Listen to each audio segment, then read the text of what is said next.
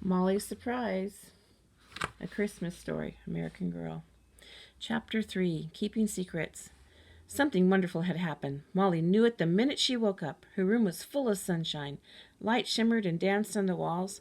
Molly pushed back the covers and hurried out of bed. The floor was cold to her bare feet, so she hopped from rug to rug as if they were stepping stones across an icy stream. She looked out the window. Snow! Beautiful, perfect, bright white snow all over everything, as thick as icing on a cake. Oh boy, snow, thought Molly. She couldn't wait to get outside into all that deep, clean whiteness.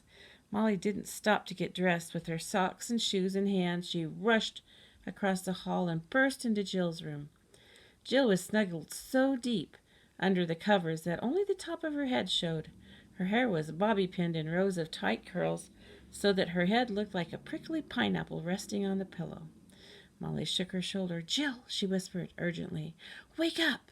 Jill rolled over and opened one eye. What? Come on, get up. It snowed. Molly wobbled on one foot, pulling a sock on the other foot as she talked. Oh, Jill moaned. Go away. But Jill, said Molly, it's the first snow of the winter. Don't you want to go out and... No, Jill snapped. I want to go to sleep. I want to sleep. I can't believe you woke me up just because of some stupid snow. Now go away. She pulled the covers over her head. Molly backed out of Jill's room and closed the door. Last year, Jill woke Molly up the first time it snowed. She was just as excited as Molly was.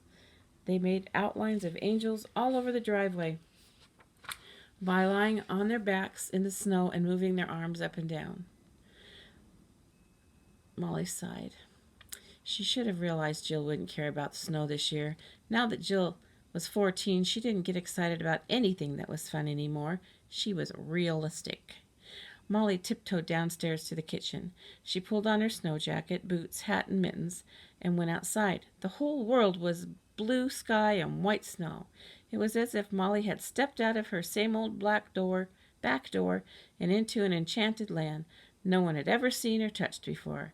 It was hers alone. Yesterday, the trees were sad, scrawny black skeletons. Today, their branches were soft white arms opened wide, outstretched to welcome the snow. Everything was smoothed and softened by the sparkling blanket of snow.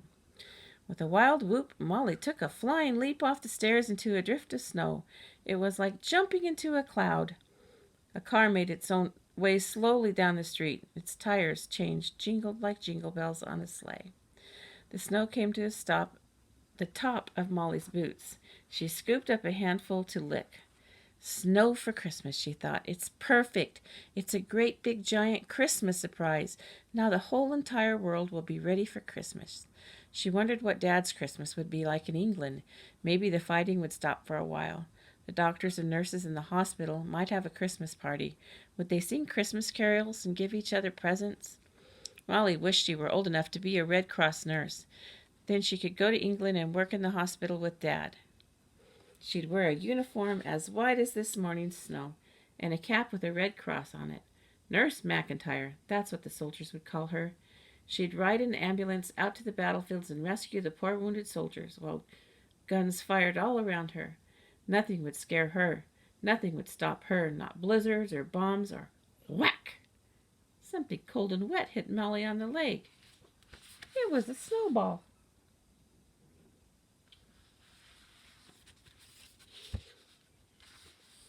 Bombs away, yelled Ricky from his bedroom window.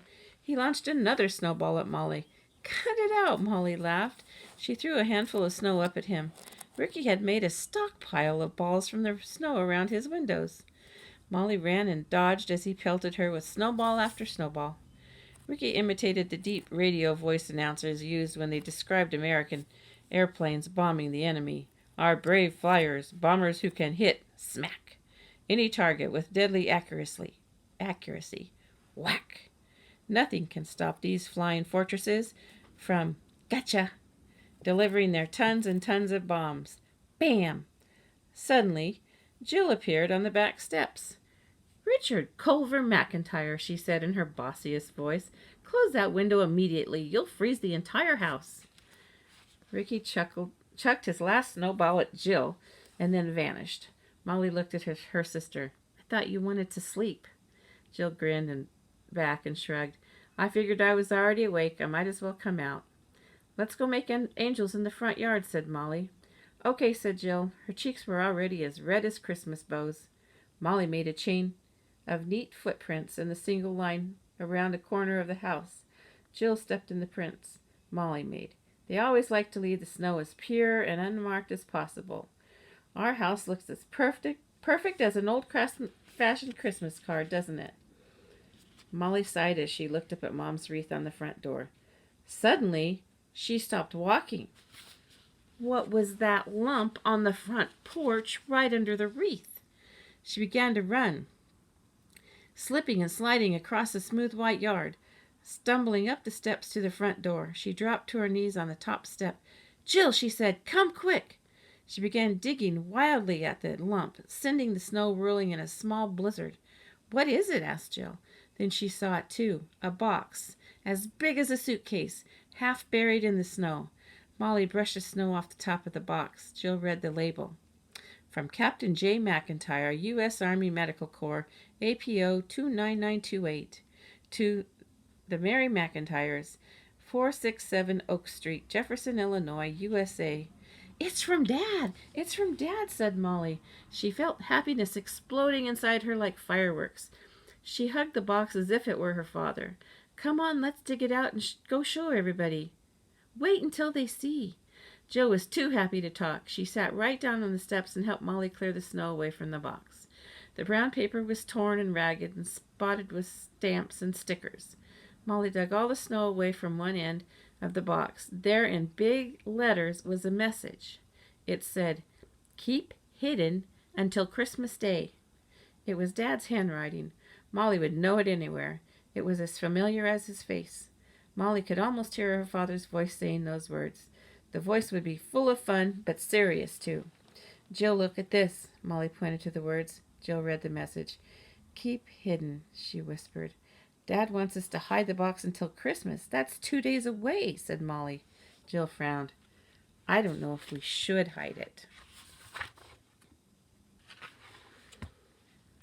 I'm glad it's here because it means Dad's okay. I want to tell everyone, but she read the message again.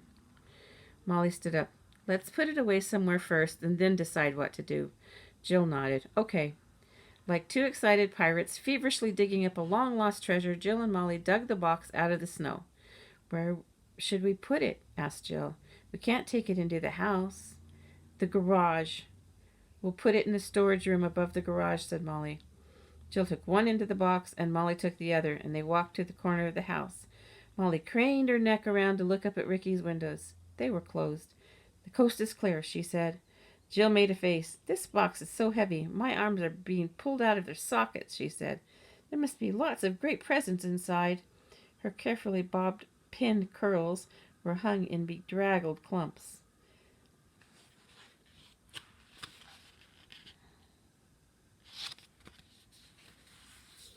The girls waddled across the driveway as quickly as they could. The box pushed against their stomachs, making it hard to breathe. Step, thump, step, thump, step, thump. They struggled up the stairs to the room above the garage. Molly pushed the door open with her back. Once inside, they put the box down and collapsed like melted snowmen. Whew, that was hard, said Jill. She leaned back against the door. Molly was sweating under her snow jacket. Baubles of snow were frozen on her pajama legs. Her hands inside of her mittens were stiff with cold and the weight of the box. Molly and Jill stared at the box. So what do you think is in there? Asked Jill. Presents, of course. Yes, but what? Jill squatted next to the box. She smoothed the wet brown wrapping paper. Maybe we should open it up just to be sure nothing's broken or anything. No peeking, said Molly. That's not fair. Dad wants everything about this box to be a surprise. Jill looked sheepish. She sat down again. But Dad doesn't know how worried we've been. He doesn't know what it's been like to wait and wait and wait for even a letter. He doesn't know how much we've been hoping for this box. Molly smiled. I thought you were being realistic about Christmas this year. I thought you said it was childish to hope for surprises. Jill laughed. I guess I did, but I guess I really never stopped hoping this box would come. That's why I think we should tell everybody about it right away. They're all hoping too. It would make them so happy. But Dad said to keep it hidden until Christmas Day, Molly answered. If we tell everyone now, we'll ruin his surprise. Jill thought a moment. Then she stood up. Okay, we'd better hide it in a corner in case someone comes up here. Molly and Jill pushed the box into the darkest corner of the room. Molly pulled a dusty old blanket over it and then put 2 broken tennis rackets on top. There, she said as she backed away. That ought to do it.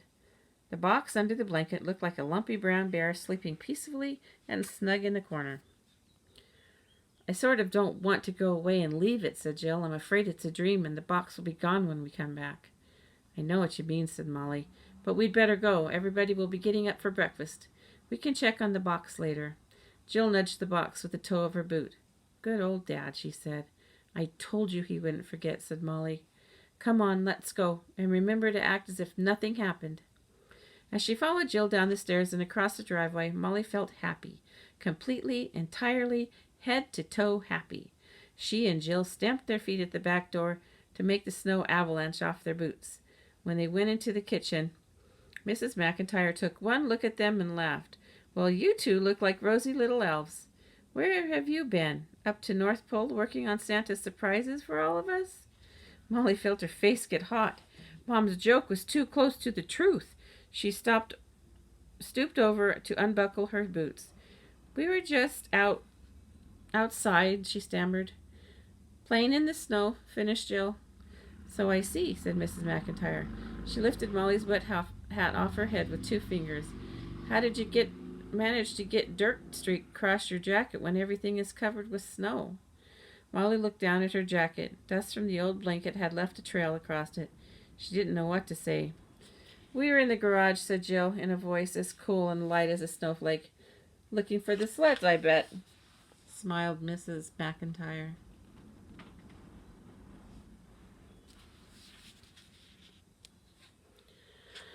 Well, you can go sledding all you like after breakfast, but right now both of you scoot upstairs and put on dry clothes.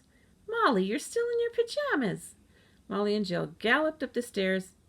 At the top, Jill yanked Molly into her room and closed the door.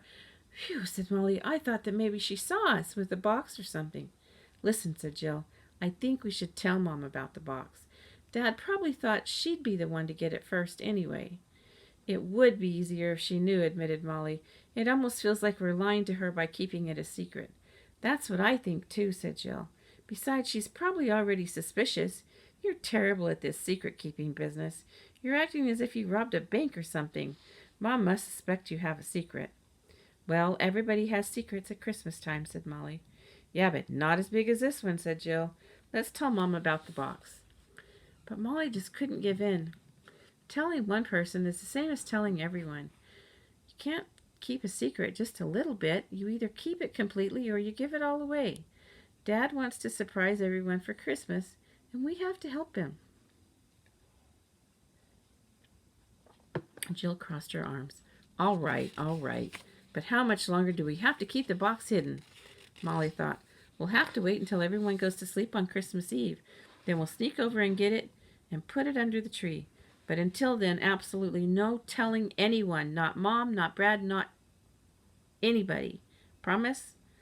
Okay, I promise, said Jill. She grinned. Now I know how Santa Claus must feel. Molly grinned too. It's not easy to keep Christmas surprises a secret, she said, but this one is worth it. This will be the best Christmas surprise anyone has ever had.